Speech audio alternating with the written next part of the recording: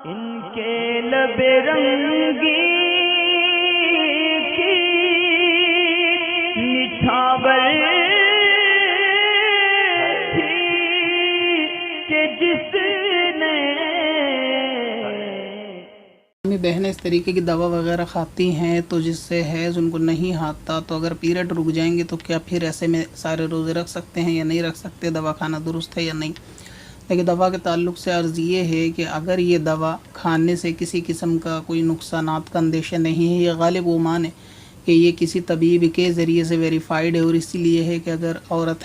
सफ़र वगैरह पे जाए तो इस दवा को खाने से पीरियड कुछ वक्त के लिए रुकेंगे और इसके जो है गलत असरात तबीयत पे मुरतब नहीं होंगे, तो ऐसी सूरत में दवा खाई जा सकती है, शरन इसमें हर्ज नहीं है। और अगर इसका ऐसा मसला है कि ये दवा किसी ख़ास लोगों के लिए है और बाकी किसी ऐसों के लिए कि जिनको एलर्जी हो या दूसरी परेशानी हो और उस मरीज़ को ये दवा खाने में नुकसान होगी, तो फिर ऐसी ख़वातीन को ये दवा खाना ये जायज़ नहीं होगा कि जिनकी तबीयत में बिगाड़ पैदा होने का अंदेशा हो, क्योंकि फिर इससे फ़र्ज़ रोज़े छूट जाने का ख़तरा जो है वो बढ़ जाएगा।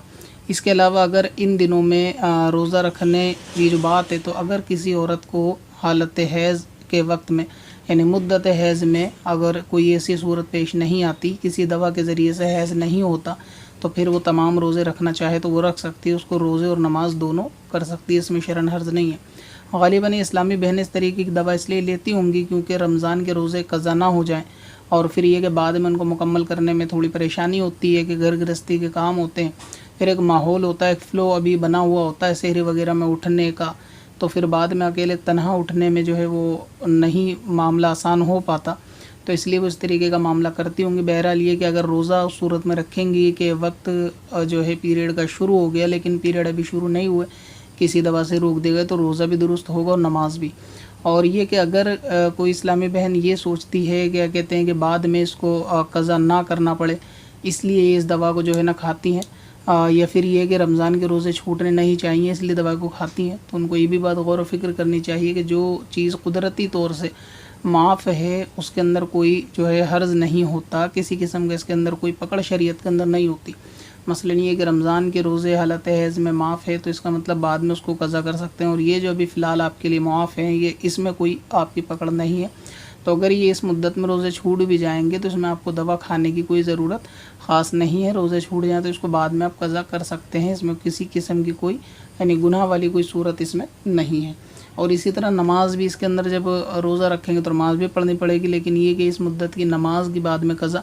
नहीं होती, आपको सिर्फ़ जिस दिन रोज़े रखेंगे ईद के बाद रोज़े के दिनों में जो नमाज आएगी फ़र्ज़ सिर्फ उन्हें ही पढ़ना है, इन दिनों में छूटी हुई क़ज़ा नमाज जो है वो नहीं पढ़नी। और ये कि कभी कभी इस दवा के ज़्यादा इस्तेमाल से तबीयत में बिगाड़ भी पैदा होता है, क्योंकि जो कुदरती निज़ाम होता है जिस्म का वो कुदरती ही होता है, और उसके अंदर किसी किस्म की तब्दीली पैदा करने की कोशिश की जाती है तो इससे मामला कभी कभी गलत भी हो जाता है। तो आप लोग इसका भी ख्याल रखेंगे, अगर इसका ट्रेंड ज़्यादा चल रहा है ख़वातीन के अंदर ये दवा वगैरह खाने का, तो अगर हैज़ रुकता है जिस्म के अंदर या कोई दूसरा मामला होता है तो इससे तबीयत में दूसरे तरीके के बुरे असरात भी देखने के लिए आ सकते हैं, तो फिर दूसरी एलर्जी वगैरह, चिड़चिड़ापन और तबीयत के अंदर दूसरे बिगाड़ भी पैदा होने की संभावना है। तो ऐसी सूरत में इससे बेज़रूरत परहेज़ करना चाहिए, वरना किसी अच्छे तबीब के मशवरे ही से इस दवा को लें, और अगर आप ना भी लें ये रोज़े आपके लिए माफ़ हैं, बाद में आप इनकी क़ज़ा कर लेंगे तो शरीयत में कोई हरज वाली बात नहीं है।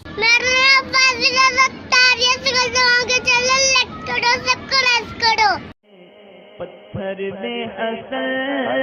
लाले पुरनवार